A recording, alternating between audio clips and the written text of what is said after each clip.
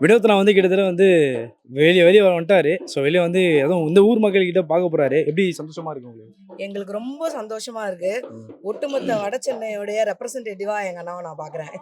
அதுவும் இல்லாம கிட்டத்தட்ட வந்து எல்லாரும் சொல்லுவாங்க, இந்த ஊர் மக்கள் எல்லாம் திரண்டத தாண்டி மத்த ஊர்ல இருந்தும் வந்திருக்கவங்கலாம் பார்த்தோம். ஸோ ஊரு கடந்து ஏரியா கடன்லாம் வந்திருக்கீங்க.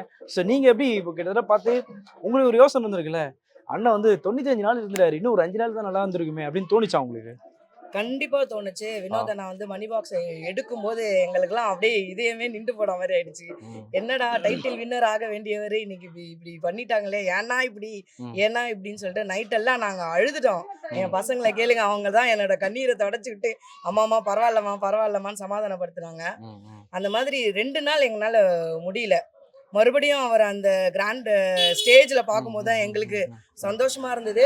அப்ப அவருடைய காரணத்த சொல்லும்பொழுது, அப்பவும் எங்க கண்ல இருந்து மழை மழையா கண்ணீர் தான் எங்களால அவருக்கு டெடிகேட் பண்ண முடியும்.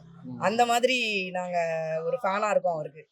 இப்போது புதிய அறிமுகம் ஆச்சி ஹோட்டல் சாம்பார் 50 கிராம் ரூபாய் 20 மட்டுமே.